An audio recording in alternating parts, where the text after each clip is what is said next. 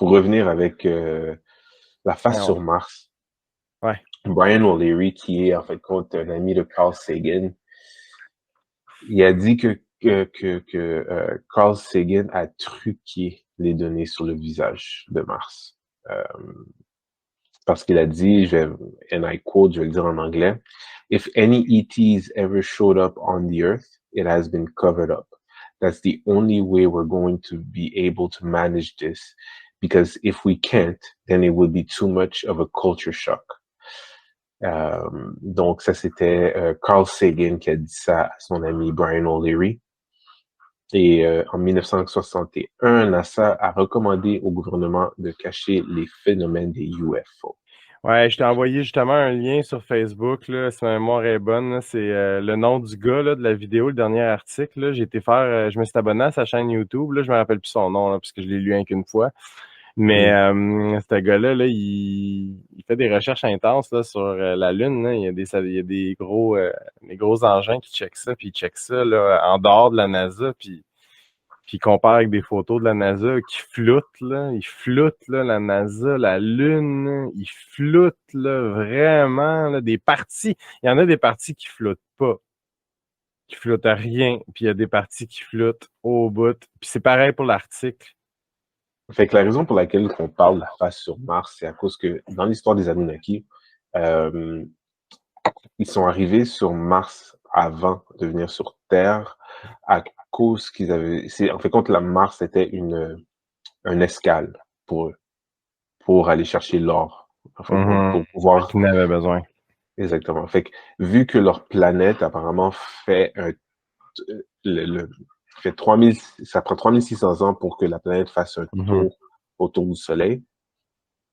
Euh, Ce qu'ils faisaient, c'est en fait quand ils ramassaient l'or pendant 3600 ans sur Terre.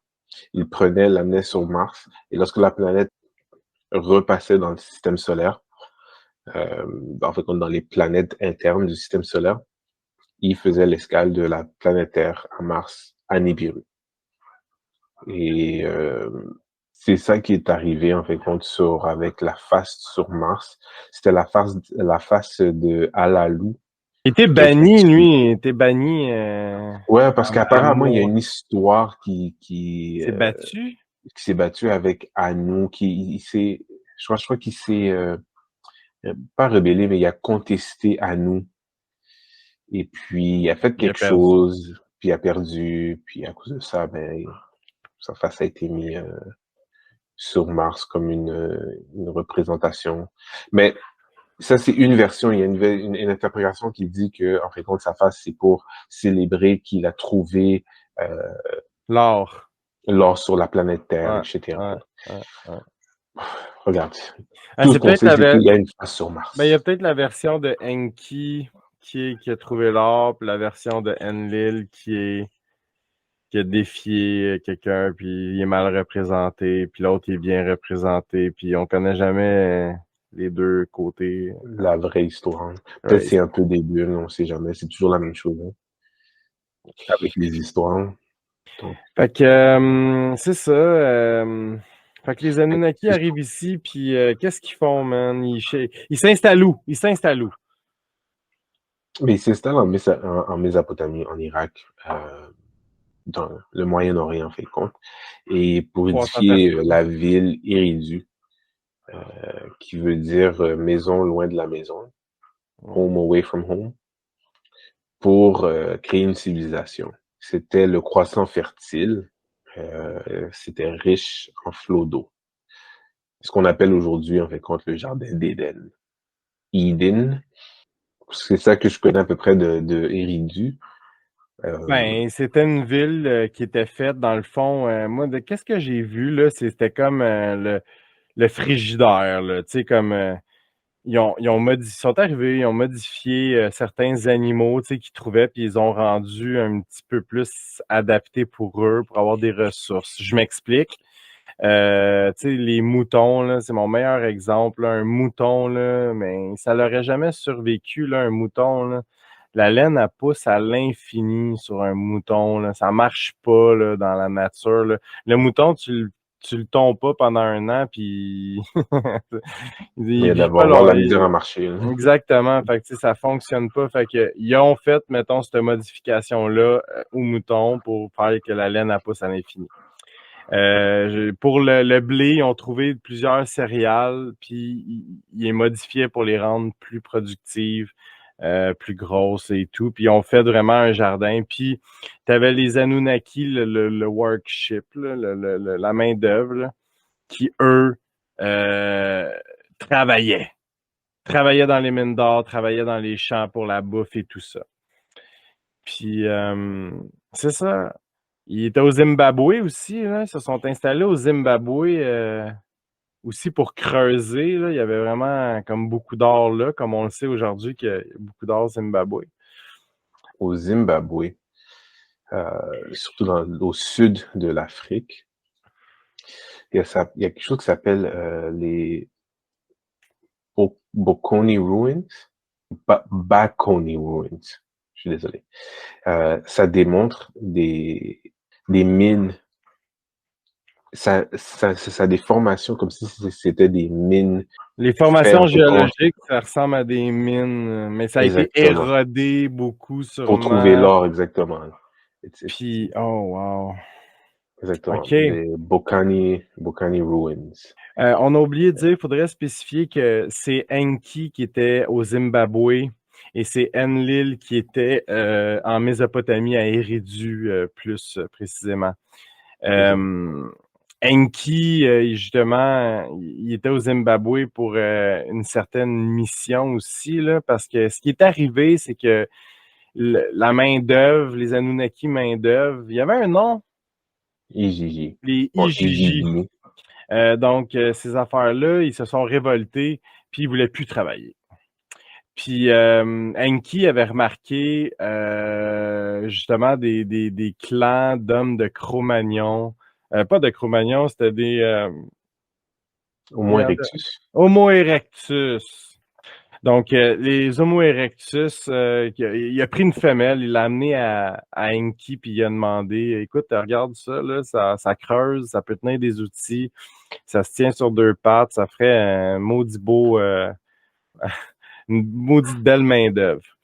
Fait que Enki, il a pas trop aimé ça, mais il a donné quand même son accord pour qu'il clone une bébite. Fait que c'est quoi qu'ils ont fait? Ils ont pris un ovule de la femme de Cro-Magnon, puis ils l'ont mis dans une de leurs femmes, si on veut, Anunnaki, puis ils ont fait grossir le bébé dans son ventre, puis ça a donné l'Adama, Adamo, l'être parfait, là, c'est Adamo. Il était fort, il était plus grand que nous.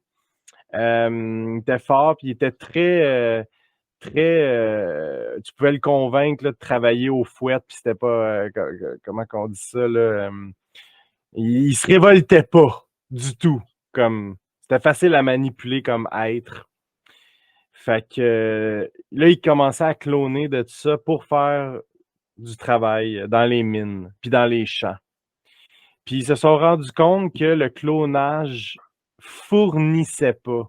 Dans le fond, la mission était vouée à l'échec parce qu'ils clonaient pas assez vite, puis les clones mouraient dans le fond. Les clones mouraient presque trop vite pour le temps de faire le clonage, n'est-ce pas? Je me trompe pas, hein? Puis Enki a eu une idée.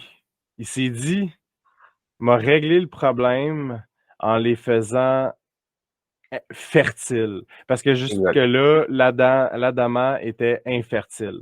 Donc, il a créé une femelle à partir de son modèle de mâle, puis il a fait des petites modifications, genre, il a enlevé la perte de cheveux. Les femmes, les cheveux poussent à l'infini.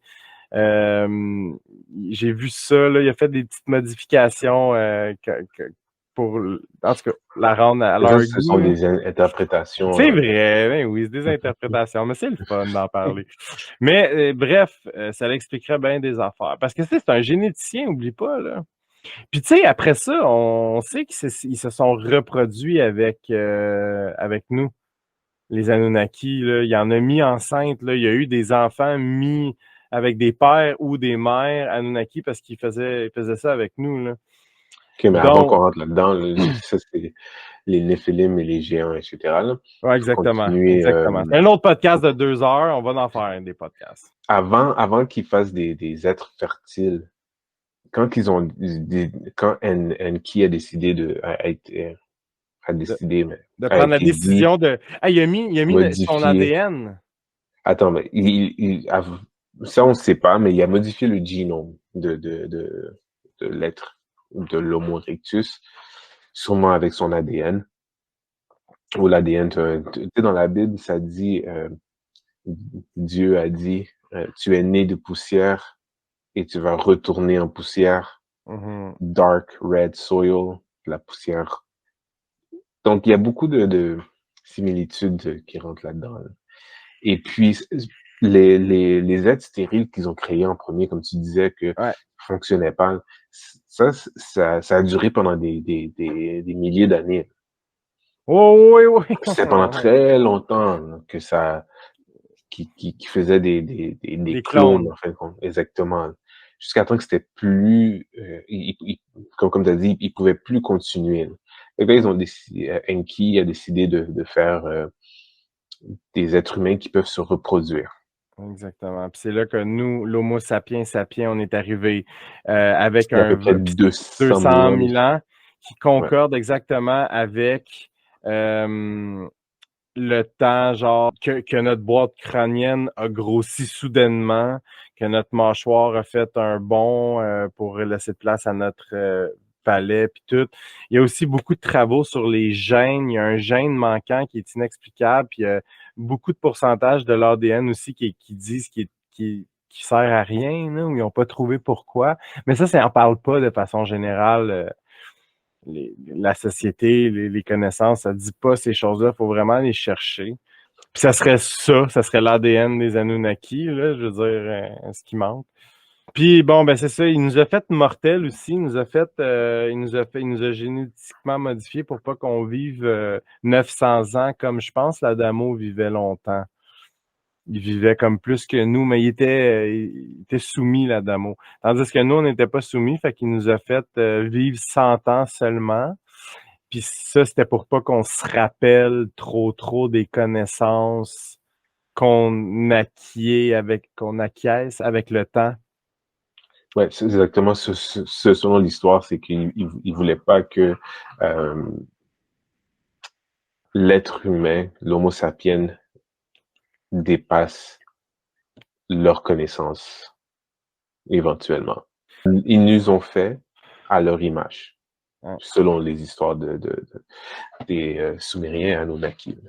Puis là, Enlil, lui, il a appris ça, il se reproduisait avec nous, qu'il avait mis son ADN dans nous, qu'il nous avait fait, qu'il se reproduisait. Parce qu'on s'est reproduit vraiment vite, si j'ai cru comprendre, là. Comme on est vite devenu hors de contrôle, là, Exact. à cause de ça. Fait que il semblerait-il que quand ils sont partis, là, les Anunnaki, là, 10 000 ans là, à peu près, là, 10-12 000 ans, ils ont fait le wipe-out, là, le dernier cataclysme pour nous wipe-out. Ça n'a pas marché. Là. Ouais, parce que si il y a, selon l'histoire, dans la Bible, c'est Noé, et dans The Epic of Gilgamesh, il décrit l'histoire du déluge, en fait, compte. Donc, pas Enlil, Enki a avisé qu'il allait avoir un déluge. Est-ce que le déluge a été créé par les Ouais. Anunnaki ou ça a été une catastrophe naturelle qui savait qu'elle allait se produire, puis les autres ont Mm. dit Oh, peace out. ouais, exactement. Mais ça pourrait clairement être ça. Ou qu'ils sont allés chercher des astéroïdes puis qu'ils les ont redirigés vers ici. Là. Oh, ça se pourrait très bien. Il y a beaucoup de possibilités, là. On sait pas l'histoire exacte, on sait juste certaines parties qu'on sait, comme le déluge s'est vraiment produit. Les Younger Dryas, à peu près 12 000 ans de cela.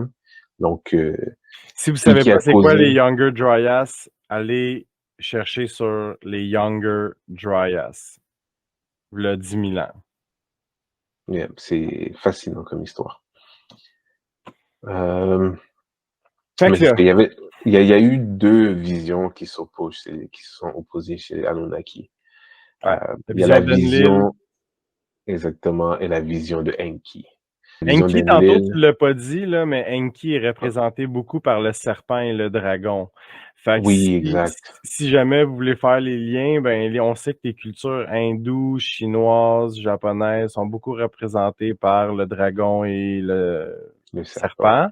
Et même Et aussi, en Amérique du Sud, il y a des Teotihuacan, dragons. Il y a des dragons, Quetzalcoatl, des c'est un serpents. serpent, exactement, the Feathered Serpent, qui est un dragon, en fait. C'est là Euh, où ce que tu peux chuchoter en haut de la pyramide, là. ouais, apparemment, genre, puis tu peux entendre, genre, ce Ah, que le monde dit. ouais. Comment? Et ça, c'est une autre chose qui, Ouais. what the fuck? Ouais, Comme, je ça n'a aucun sais. sens. Ils sont en haut de la Écoute, pyramide, c'est loin, là. Il fait juste chuchoter. Toi, t'es en bas, puis si tu parles direct dans les escaliers, là, dans la bonne, tu peux entendre le chuchotement. exactement. Apparemment, C'est on quelque dirait que chose. ça a été fait, en fait, compte, pour que la personne qui est en haut puisse parler Parler à un à peuple. 250 000 personnes Ouais, facilement, sans crier, exactement. sans besoin d'haut-parleurs ou de technologie ou quoi que ce soit, Ouais. juste en utilisant euh, les vibrations qu'il y a sur la Terre. Parce que Ben, sur la pyramide, là. c'est sur la pyramide et la Terre, les formations, parce Ah. que la manière qu'on parle en ce moment, mais le son, en fait, compte, c'est une vibration que nos oreilles captent et notre cerveau euh, compute, en fin de compte, Mhm. pour qu'on puisse comprendre ce que la personne dit ou le son qu'on entend. Fait que c'est vraiment fascinant que 2000 ans de cela, euh, cette technologie, comme technologie-là existait, ils savaient déjà c'était quoi. C'est comme, what the